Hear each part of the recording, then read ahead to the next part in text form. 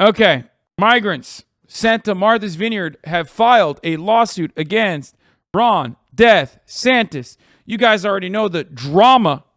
Ron DeSantis wanted to clout shark his way to the top so he can go against Donald Trump. In order to do that, though, he had to be in the media all the time. So one of the things he did, what did he do? Well, he followed Governor of Texas, Greg Abbott's lead, and decided to ship migrants from the state of Texas to numerous places. Now, Governor Greg Abbott was doing this for a while. He shipped and bussed a bunch of Venezuelan migrants from Texas up to D.C., specifically to random and irrelevant places in D.C., like the front steps of the Capitol building.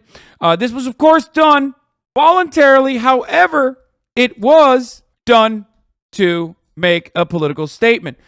Greg Abbott's sentiment about this issue, of course, was that blue states, even though Texas is technically, D.C. is not a state, should bear the burden of the undocumented migrants. Now, of course, Texas was famously fighting back against Title 42, the Donald Trump era COVID provision that stopped asylum seekers, a legal action, from actually legally seeking asylum in the United States of America, and they were being promptly and swiftly deported. However, Venezuelans, on the other hand, are have different legal status that other Guatemalan, Mexican, and numerous other Latin American country migrants and refugees do not have. They have temporary protected status as a consequence of America not having diplomatic relations with the country of Venezuela due to America's anti-communist stance. But back to Governor Ron DeSantis. He decided to get in on the action, make a name for himself as he always does because he's a clout shark. He flew 50 Venezuelan migrants using a $12 million fund that he's put together and flew them out to what he called one of the wealthiest, most elite places, Martha's Vineyard. Now, of course, these guys were completely unprompted. They were lied to.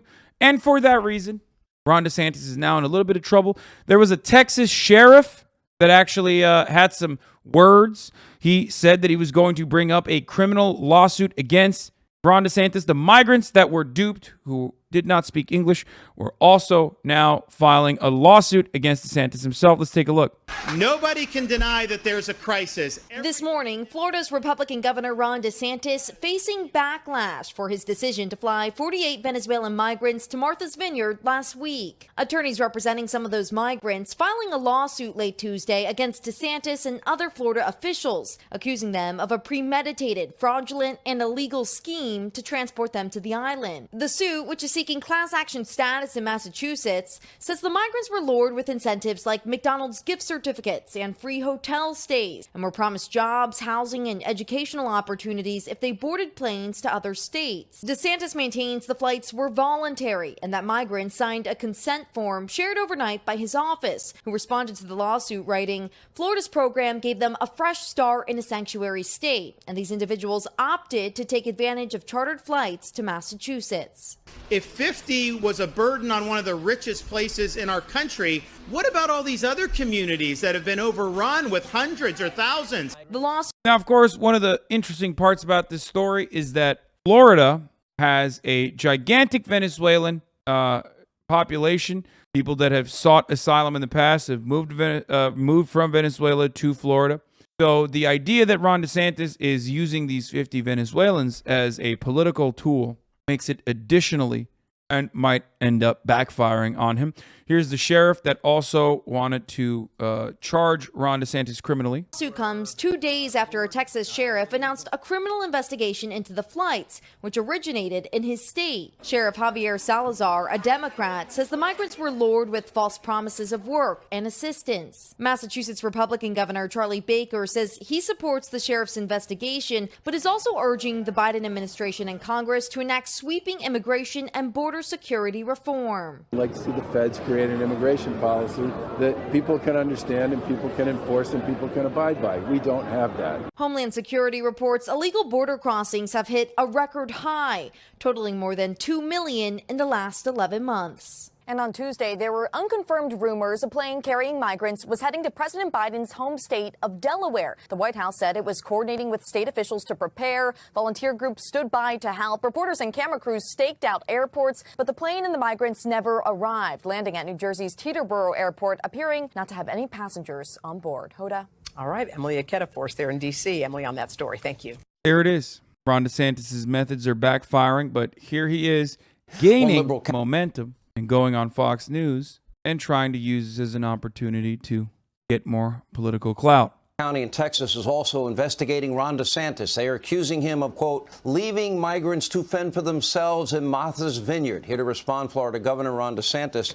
You know, the great irony in all. Okay, no, let me just say this much, okay? No matter what Fox News tries to do to spin this story and turn it into a good story for Ron DeSantis, no matter what happens, the reality is Ron DeSantis didn't even use migrants that were coming into Florida.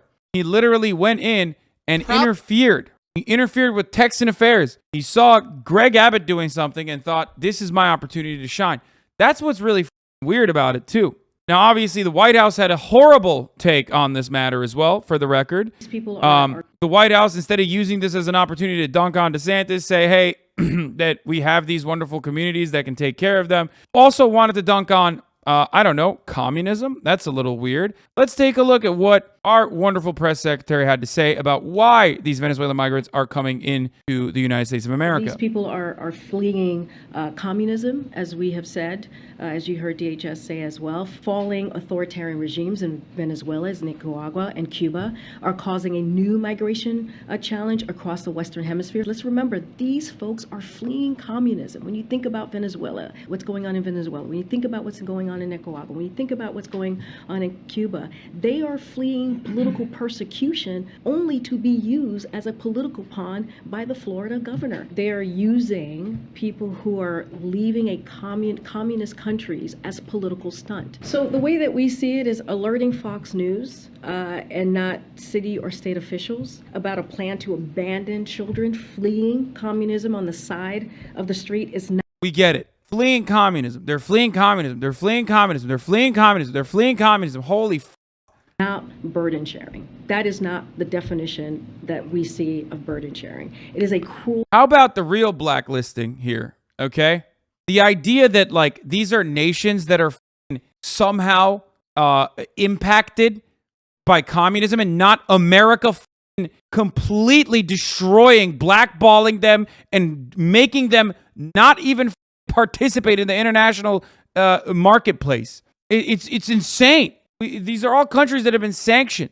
These are all countries that have been embargoed out the hell. They have blockades. They're sanctioned so hard that other countries that even try to participate in their economy also get blacklisted. These people are fleeing communism in the Western Hemisphere, says Haitian-American Corinne Jean-Pierre, while naming countries currently under debilitating U.S. sanctions and ignoring capitals, ones like Haiti, that the U.S. plus corporations exploit while whipping Haitians at the border. Yeah, true. That's another unique point of irony there. Premeditated political stunt. That is not what that is what they are doing. They have used the lives of people who are fleeing persecution from communist countries, using them as a political stunt. Yeah, no, it's so infantilizing. It's like, yeah, they just, communism equals bad economy. And these people are in the dire situation that they're in because bad economy. Great stuff. Anyway, here, more from Ron DeSantis. The problem is we're not seeing mass movements of them into Florida. So you end up with a car with maybe two. And if we know that that's illegal and there's someone that's kind of smuggling, then committing crime, then you can do arrest. There have been. The problem is there aren't enough undocumented Venezuelans coming into Florida.